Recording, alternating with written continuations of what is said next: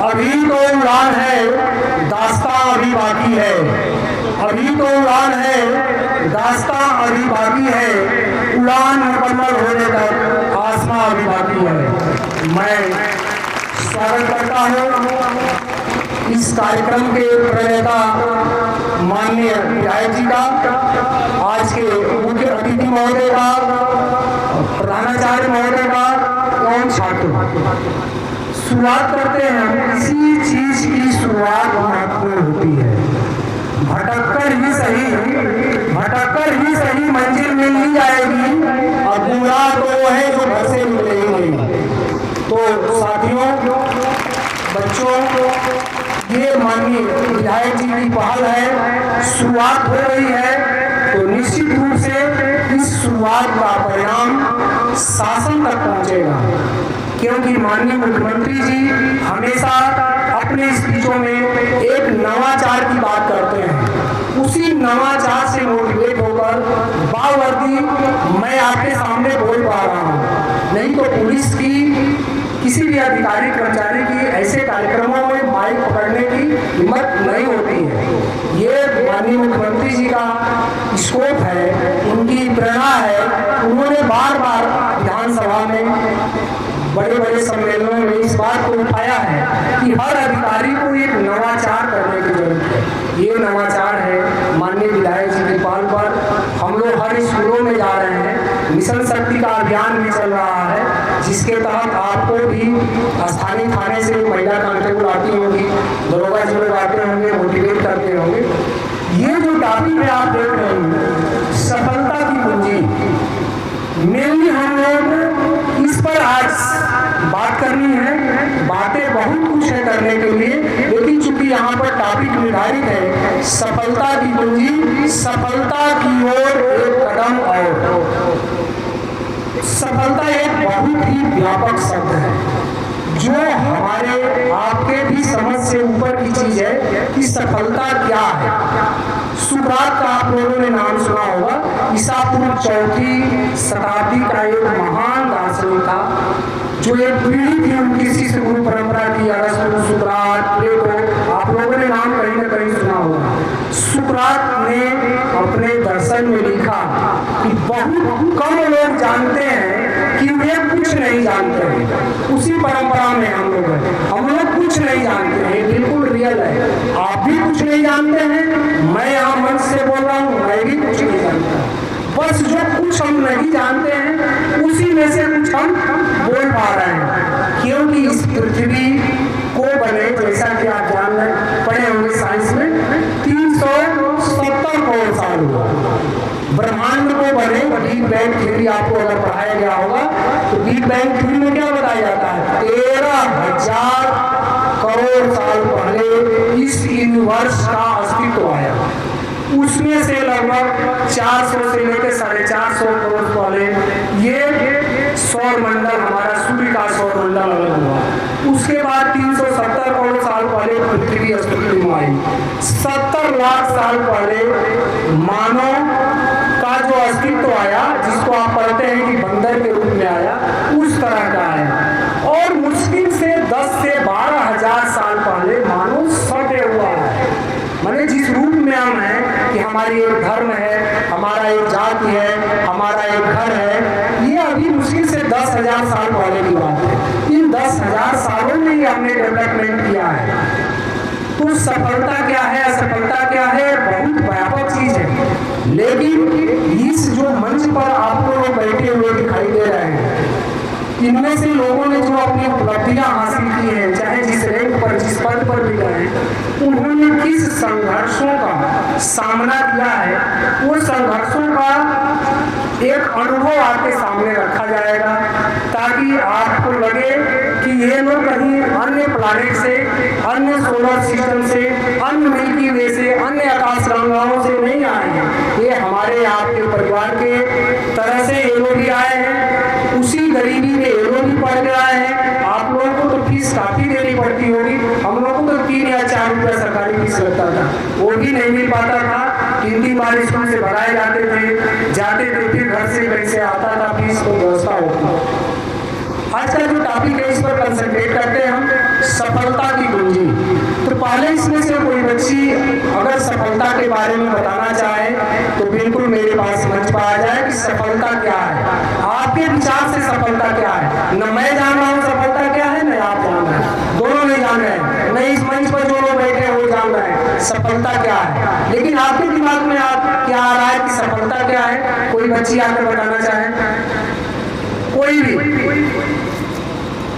बिल्कुल डरना नहीं है। जो आपके दिमाग में आप बताना चाह रही हो, आ जाओ। सफलता क्या है वही आपको बताना है, ठीक है। ये बच्ची पीछे से आ रही है, आ जाओ बेटा।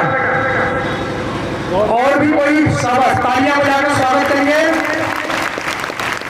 यही सफलता है। सफलता क्या है? ये जो बच्ची पीछे से उठ के आई, यही सफलता है। इस बच्ची को बुलाया गया मंच पर, ये नहीं आई, यही इसकी सफलता है। शाबाश। एक क्वेश्चन पूछे आपसे, क्या नौकरी पाना ही सफलता है? नहीं, वही तो आपको बताना है। बताइए सफलता क्या है? तो सफलता एक ऐसी चीज है जिसे पाना तो मुश्किल है, पर अगर हम उसे पाना चाहें तो किसी भी प्रकार से पा सकते हैं। सब सोचते हैं कि नौकरी पाना ही सफलता है, पर ये गलत है। अगर हम एक शिक्षित व्यक्ति बनना चाहते हैं तो हमें अपने हर एक आसपास उपस्थित हर एक चीजों को सही ढंग से और सही तरीके से करना सीखना होगा। जरूरी नहीं कि जब हम नौकरी पाएं तभी हम सफल हैं।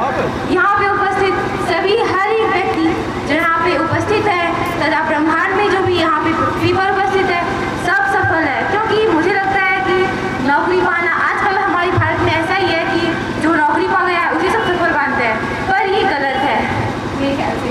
थैंक यू, बहुत बढ़िया, तालियों से स्वागत करिए बेटा। इधर जाओ, आप इधर जाओ। आपने मंच पर आने का वो दिया, माननीय विधायक जी आपको सम्मानित करेंगे। और ये लो, घर पे बुके ले जाना, ये बुके अपने घर पे ले जाना, बताना लेकिन ले जाना। देखिए सफलता यही है, पॉजिटिवनेस। मंच पर आपको मौका मिला, आप मंच पर आ गए। जब तक मंच पर नहीं आएंगे, चाहे वो परीक्षा का मंच हो, यहाँ का मंच हो, या किसी भी फील्ड का मंच हो, खेल का मंच हो, जब आप वहां पहुंचेंगे नहीं तो सफल असफल होना तो बात की बात है। अब आते हैं सफलता प्राप्त करने के लिए, चाहे पढ़ाई के फील्ड में हो, खेल के फील्ड में हो, सिंगिंग के क्षेत्र में हो, डांसिंग के क्षेत्र में हो, किसी भी विधा में हो, पहला पॉइंट है लक्ष्य निर्धारित करना, गोल सेट करना। पहले आपने काम कर लिया कि आपने लक्ष्य निर्धारित कर लिया। दूसरा है आपने उसके लिए क्या प्लानिंग और स्ट्रेटजी बना ली। तीसरा आपने क्या कर लिया, उसके लिए क्या क्या संसाधन चाहिए, क्या क्या इक्विपमेंट चाहिए। पढ़ाई पीरियड में तो बुक्स चाहिए, सिंगिंग क्षेत्र में है तो सिंगिंग के लिए इक्विपमेंट चाहिए, खेल क्षेत्र में है तो खेल खेलने वाले आइटम चाहिए। तो पहला आपका गोल निर्धारण, दूसरा प्लानिंग या स्ट्रेटजी, और तीसरा संसाधन। चौथा है उस पर वर्क करना। वर्क हार्ड वर्क भी हो सकता है, स्मार्ट वर्क भी हो सकता है, तो आप वर्क करिए। पांचवा जो कॉलम आएगा वो सीधा सीधा आ जाएगा कि आप सफल हुए या असफल हुए। इन्हीं 4 पॉइंटों को आपको ध्यान में रखना है। गोल सेट करना, प्लानिंग और स्ट्रेटजी बनाना, संसाधन एकत्रित करना, और आपको वर्क करना। वो हार्ड वर्क तरीके से भी कर सकते हैं, स्मार्ट वर्क तरीके से भी कर सकते हैं। हार्ड वर्क क्या है? Hard work beats smart work. Hard work जो है स्मार्ट वर्क को कभी कभी बीट कर देता है। आज जो कंसेप्ट चल रहा है कि स्मार्ट वर्क से ही काम करेंगे जल्दी को, बिल्कुल सही है, स्मार्ट वर्क से काम करना चाहिए, लेकिन स्मार्ट वर्क आपके जहन में तब बनेगा जब आप हार्ड वर्क के आदी हो जाएंगे। स्मार्ट वर्क खुद आप करते चले जाएंगे। इस चक्कर में कि हमको बताया गया कि मैं स्मार्ट वर्क, अभी आप ही कोई स्मार्ट वर्क करने की नहीं है। स्मार्ट वर्क का मैं छोटा जो एग्जाम्पल देता हूँ कि कोई 10 पेज का निबंध है, आपने हार्ड वर्क करके रख लिया, उसके की पॉइंट को आपने 10 लाइनों में नोट कर लिया, एग्जाम से पहले उसी 10 लाइनों को आपने रिवाइज किया, एग्जाम में जाकर आपने 10 पेज लिख दिया। ये हार्ड वर्क और स्मार्ट वर्क का कंसेप्ट है। या कोई एक टॉपिक आप स्टडी कर रहे हैं, उस टॉपिक से रिलेटेड जो भी बुक्स आपके पास है, उस बुक्स से पहले तो आप स्टडी बुक से ही करना सीखिए। सफल होना है तो, पास होना है तो आप पूंजी रख लीजिए, आप गेस्ट पेपर पढ़ लीजिए। उस पढ़ाई का कोई मकसद जीवन में सफल होने के लिए आपको बुक्स ही पढ़ना पड़ेगा। स्टूडेंट के लिए बुक्स पढ़े रहेंगे, उसका फ्यूचर बहुत मिलेगा। नौकरी या कंपटीशन पास करना ही लक्ष्य नहीं होना चाहिए। जो हमने पॉइंट बनाया कि लक्ष्य तय करिए, प्लानिंग स्ट्रेटेजी तैयार करिए, संसाधन एकत्रित करिए, हार्डवर्क करिए और सफलता पाइए। इसके बीच में जैसे जो बुद्धिमान लोग होते हैं वो क्या करते हैं, लाइनों के बीच में, दो लाइनों के बीच में कोई लाइन छुपी होती है, उसको पढ़ लेते हैं। हम लोग एक लाइन पढ़े, उसके नीचे अगली लाइन पढ़ते हैं पेज पर। लेकिन जो बुद्धिजीवी लोग होते हैं वो राइटर के उस भाव को भी पढ़ लेते हैं कि एक लाइन और दूसरे लाइन बिटवीन लाइन्स क्या है। तो उसी तरह से जो 4 पॉइंट हमने दिया आपको सफलता के मंत्र, इस सफलता के मंत्र में इन 4 के बीच में और क्या चीजें हैं। तो पहला हमने बताया था कि गोल, लक्ष्य तैयार करिए। अब लक्ष्य तैयार करने के लिए आपको उसका मंत्र क्या है कि आपको लक्ष्य बड़े रखने हैं, सपने आपको बड़े रखने हैं, स्टार्ट आपको छोटे से करना है। अब्दुल कलाम, जो APJ अब्दुल कलाम जी थे, भारत के महामहिम राष्ट्रपति जी, उन्होंने क्या कहा, उन्होंने पुस्तक भी पढ़ी है कि उड़ान आपको तो बड़ी देखना है, सपने आपको बड़ा देखना है, स्टार्ट आपको छोटे से करना है। 100% अचीव करना है एग्जाम में, आपने लक्ष्य तय कर दिया, लेकिन स्टार्ट आपको 30% से शुरू करना है। तो आपको सपने बड़े देखना है और शुरुआत छोटे से करना है। दूसरा चीज क्या आता है कि इन 4 पॉइंटों में डिस्ट्रैक्शन आता है, भटकाव आता है। उस डिस्ट्रैक्शन को आपको दूर करना है। आप में हाथ उठाएं, कितने लोग कंप्यूटर चलाते हैं, कंप्यूटर या लैपटॉप या मोबाइल कितने लोग चलाते हैं? शाबाश, हाथ डाउन करिए। एक साथ कई ऐप्स अगर आप खोल लेंगे, मान लीजिए आप मोबाइल चला रहे हैं, सेटिंग भी खोल रखे हैं, आप प्ले स्टोर भी खोल रखे हैं, दोनों एक साथ चल सकता है। यही डिस्ट्रैक्शन है। पढ़ाई में कई सारे सब्जेक्ट एक साथ नहीं रखना है। जिस सब्जेक्ट को आपको पढ़ना है वही सब्जेक्ट आपके उस समय टेबल पर होना चाहिए, बाकी किताबें सब अलमारी में होना चाहिए। उस समय आपकी किसी दोस्त से बात नहीं होना चाहिए, उस समय घर का कोई काम दिमाग में ना आना चाहिए, उस समय खेल कोई दिमाग में ना आए, कोई एक्टिविटीज उस पढ़ाई के अलावा आपके दिमाग में ना हो। ये है डिस्ट्रैक्शन। जैसे आजकल मोबाइल नई पीढ़ी को निगल रहा है, निगल रहा कि नहीं निगल रहा। कब रील्स देखते देखते इंडेक्स फिंगर से उसको स्क्रीन सरकाते सरकाते 1.5-2 घंटे निकल जा रहा, तो पता ही नहीं चलना। इस डिस्ट्रैक्शन से आपको दूर रहना है। एक ही घर में 4 लोग मोबाइल लेकर बैठे, कोई आपस में बात नहीं कर रहा, सब अपने अपने मोबाइल पर लगे। इस डिस्ट्रैक्शन से आपको दूर रहना है। आपको अपना आचार, अपना विचार, आपका आहार, आपका विहार, आपके दोस्त, आपके साथी, ये सबका सही चुनाव करना है। इसी उम्र में 9, 10, 11, 12 केवल 4 साल, ओनली 4 इयर्स। अगर ओनली 4 इयर्स आपने अच्छे दोस्त रख लिए, अच्छा खान पान रख लिया, अच्छा पहनावा रख लिया, अच्छा सोच रख लिया, तो इस 4 साल के बाद आपको आउटपुट मिल जाएगा। आप नौकरी पाना सफलता नहीं है। माननीय विधायक जी की जो पहल हो रही है केवल इसलिए हो रही है कि हम अपने बच्चों को जब कंपटीशन के लिए कोटा, दिल्ली, इलाहाबाद कहीं भेज रहे हैं, वो बच्चा देख रहा है कि मैं असफल हो गया, वो सुसाइड कर लिया। उस सोसाइटल टेंडेंसी को दूर करने की यह मुहिम चल रही है कि सफलता वो नहीं है। अब तक मैं नहीं जान पाया सफलता क्या है। मैं अपनी यूनिवर्सिटी का टॉपर स्टूडेंट रहा हूँ, मैं फिजिक्स का 100 आउट ऑफ 100 वाला स्टूडेंट रहा हूँ। मैंने कोई सफलता नहीं पाई अपने जीवन में। मेरे पढ़ाए हुए कितने डिप्टी SP हो गए, कितने सब इंस्पेक्टर हो गए और कितने कांस्टेबल हो गए, कितने इंजीनियर हो गए, कितने डॉक्टर हो गए, मैं नहीं सफल हो पाया। मैं कोई भी उस परीक्षा को फाइनल तक नहीं पहुंच पाया। मैंने इंटरव्यू किसी भी अच्छे, जिससे हमारे SDM साहब जिस परीक्षा से आए हैं या जिससे IAS IPS लोग बनते हैं, उसके इंटरव्यू में मैं कभी नहीं जा पाया। परीक्षाएं सब मैंने पास की और कोई तो नहीं, क्योंकि उस समय मेरे अंदर स्थिरता नहीं थी। मैं जब असफल हो गया तो मैं सोचने लगा कि मेरी असफलता, पढ़ाई लिखाई, मैथ की इतनी अच्छी जानकारी, फिजिक्स की इतनी अच्छी जानकारी, ये सब बेकार हो गया। लेकिन 5-7 साल बाद मुझे रियलाइज हुआ ये बेकार नहीं हुआ। मैंने अपने भाइयों को पढ़ाया, मैंने नौकरी में आने के बाद मैंने अपने सिस्टर्स को पढ़ाया और सभी अच्छे पदों पर पहुंच गए। कहीं कोचिंग में हमने नहीं भेजा। मेरी एक लड़की है, मेरा एक लड़का है। कोरोना काल में उन लोगों का इंटर था, मैंने कहीं कोचिंग नहीं भेजा, स्वतः पढ़ाया और टॉप 10 इंजीनियरिंग कॉलेजों में मेरी लड़की का चयन हुआ एक साथ। और इस समय चेन्नई से 4 साल की स्टूडेंट है, बीटेक कंप्यूटर साइंस की। लड़का मेरा शिक्षा अनुसंधान भुवनेश्वर में बीटेक कंप्यूटर साइंस का स्टूडेंट है, 2nd ईयर में है। मैंने केवल उनको गाइडेंस दिया, पढ़ना उन्हीं को था, तो टीचर्स और गार्जियन आपको गाइडेंस देंगे। उनको हमने ये भी कहा कि आपका नहीं भी चयन होता है तो भी कोई बात नहीं है। लेकिन लड़की चूंकि 11 से ही कंप्यूटर साइंस पढ़ी थी, उसको डॉक्टरी करने की इच्छा भी नहीं थी, तो उसकी जहाँ इच्छा थी वहाँ हमने कहा तुमको इंजीनियर बनने की इच्छा है, क्योंकि एक मेरा छोटा भाई लंदन में है, TCS के थ्रू इंजीनियर, उसको वो देखती थी छोटे भाई को, तो उससे देखो वो मोटिवेट हुई कि नहीं मुझे इंजीनियर ही बनना है। तो ये आपको तय करना है कि आपको बनना क्या है।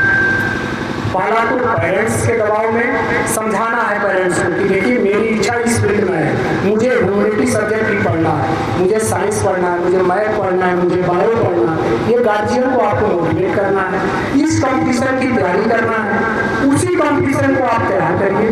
डिस्ट्रैक्शन से दूर रहिए, आहार विहार दोस्त मित्र सबको अच्छा रखिए, ठीक है। अब आते हैं अगला पॉइंट कि आपने सारा चीजें कलेक्ट कर ली, संसाधन कलेक्ट कर लिए, हार्डवर्क करते जा रहे हैं, तो कहीं असफलता आएगी आपके जीवन में। उस असफलता से निराश नहीं होना है कि आज मैं असफल हो गई, अब क्या होगा। असफल होते ही एक नया रास्ता खुल जाता है। पहला जो हमने शेर बोला था कि भटक कर ही सही मंजिल मिल ही जाएगी, और गुमराह तो है जो घर से निकले ही नहीं।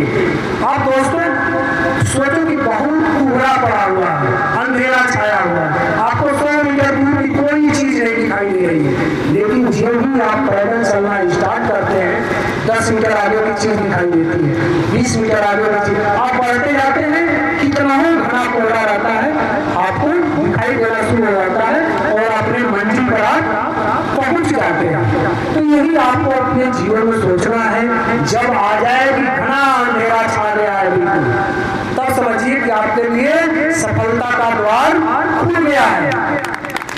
जब भी घना अंधेरा आपके सामने आए, आप समझिए कि सफलता का द्वार आपका खुल गया है। आपको उठ खड़े होना है, चलना है, गिरना है, उठना है, चलना है और दौड़ना है। तो मोटिवेशनल बातें इसलिए आपके सामने की जाती है कि आपकी जो उम्र है, आपके अंदर जो केमिकल चेंजेज होते हैं, इस समय जो रासायनिक परिवर्तन होते हैं, जो हार्मोन्स की चेंजेज होते हैं, वो किसी मुकाम तक आपको पहुंचा सकते हैं। वो उम्र अब हम लोगों के पास नहीं है कि हम 10 पेज का कोई निबंध रख लें। वो उम्र केवल अभी इस समय आपके पास है।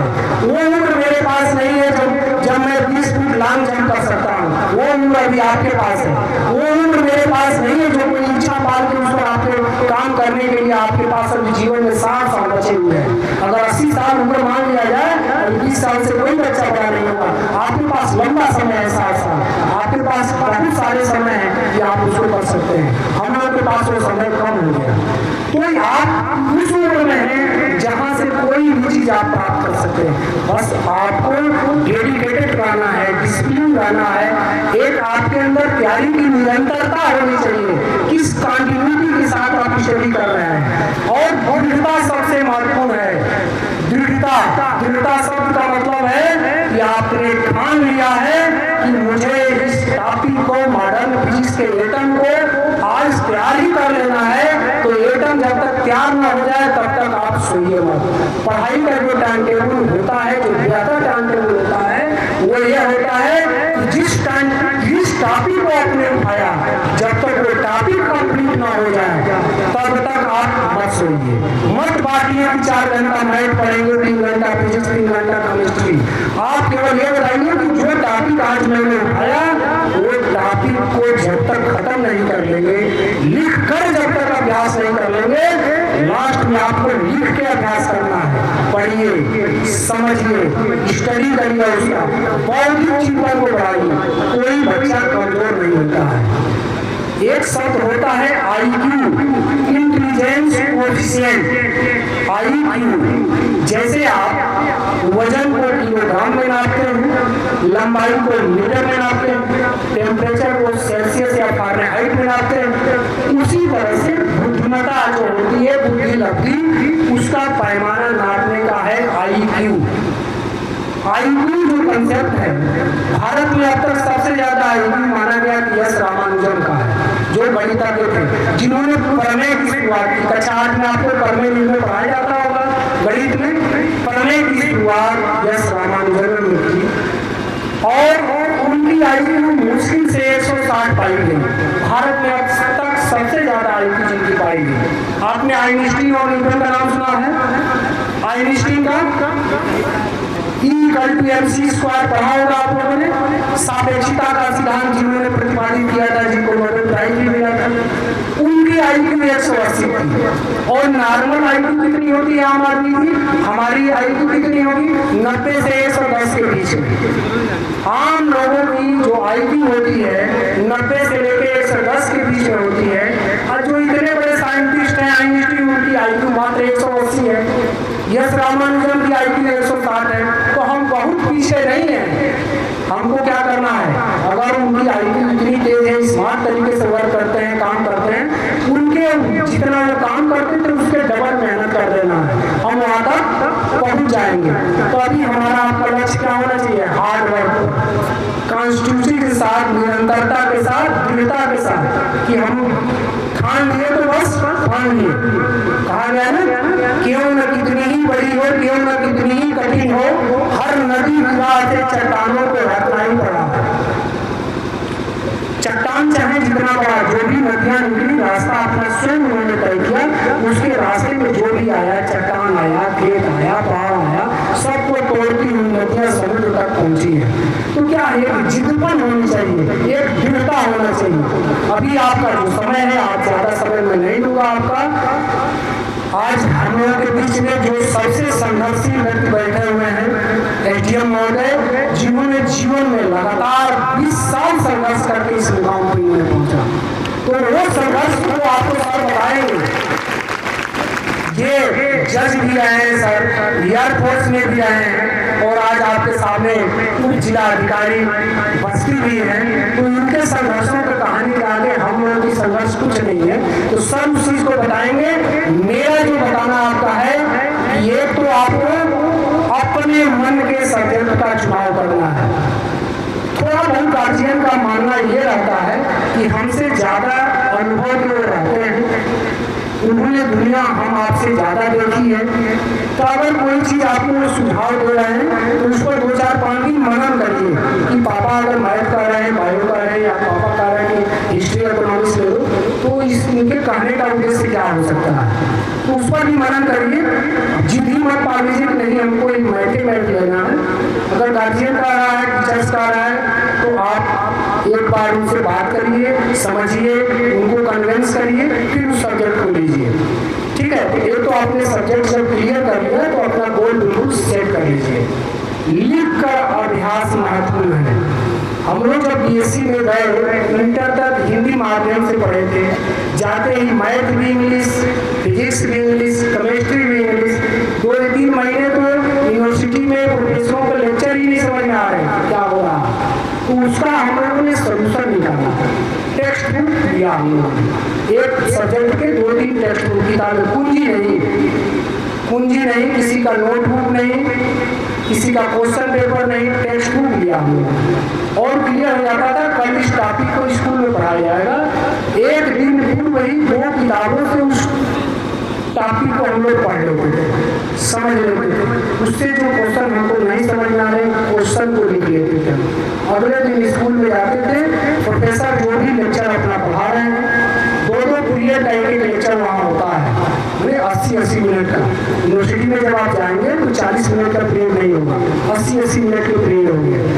जब पीरियड खत्म होता था और सर बोल देते थे कि एनी क्वेश्चन, किसी का कोई प्रश्न, तब हम लोग जो नोट करके ले जाते थे उसको रिवाइज करते हैं। तो ये आपको करना है। सर्च को जो पढ़ाना है पहले एक नाइट को उसको पढ़ के आइए, अगले दिन सर से क्वेश्चन पूछिए, डाउट क्लियर करिए, डाउट क्लियर करने के बाद जाके फिर क्लियर वाला नोट्स, लास्ट वाला नोट्स बनाइए। अपना नोट्स ही भविष्य में पूरे जीवन काम करता है। आपने जो भी नोट्स अब तक बना लिया वो जीवन भर आपका काम करेगा। मैं अपना 12th क्लास का जो नोट्स बनाया हूँ उस नोट से मैं IIT जेई मेंस नहीं पास कर पाया, और जब मैंने कोरोना काल में पढ़ाना शुरू किया तो मेरी लड़की पास कर गई, मेरा लड़का पास कर गया, उसके 15-16 और दोस्त थे वो भी पास कर गए, कुछ MBBS हो गए, कुछ इंजीनियर हो गए उसी नोट्स को जो मैंने पढ़ाया। और उस नोट्स को हमको 25 साल बाद 30 साल बाद पढ़ने के बाद हमको याद आ गया किस तरह से हमने नोट्स बनाए। तो नोट्स बनाना महत्वपूर्ण है टेक्स्ट बुक से। तो आपका मेन काम नोट्स बनाना होना चाहिए, अपने नोट्स का रिवीजन करिए, ठीक है। बातें हमारी समझ में आप लोग आ रही है, ऊबन तो नहीं महसूस हो रहा है? शाबाश, एक बार ताली बजाइए ताकि हम समझ जाए। शाबाश, बहुत बढ़िया। और 2-3 मोटिवेशनल शेर के साथ मैं अपनी बात समाप्त करूंगा, ज़्यादा समय नहीं लूँगा।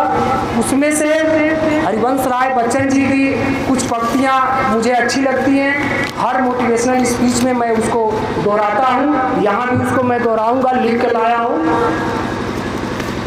उन्होंने लिखा है, लहरों से डरकर नौका, बोलो, लहरों से डरकर नौका पार नहीं होती और कोशिश करने वालों की हार नहीं होती। शाबाश। आगे है, इसमें और आगे भी है, असफलता एक चुनौती है। असफलता क्या है? एक चुनौती है, इसे स्वीकार करो। असफलता एक चुनौती है, इसे स्वीकार करो। क्या कमी रह गई देखो और सुधार करो। जब तक न सफल हो नींद चैन को त्यागो तुम, जब तक न सफल हो नींद चैन को त्यागो तुम, संघर्ष का मैदान छोड़कर मत भागो तुम, कुछ किए बिना ही जय जयकार नहीं होती, कोशिश करने वालों की कभी हार नहीं होती। एक बार पुनः माननीय विधायक जी का हृदय से आभार है कि उन्होंने एक ऐसी शुरुआत कर दी है कि आप देखिएगा इस शुरुआत का रंग कैसा बस्ती में आने वाला है, अन्य जिलों में भी आने वाला है, क्योंकि एक ऐसी एक पहल है जिसको हर कोई अनुसरण करना चाहेगा। अपनी बात को यही समाप्त करता हूँ। जय हिंद, जय भारत।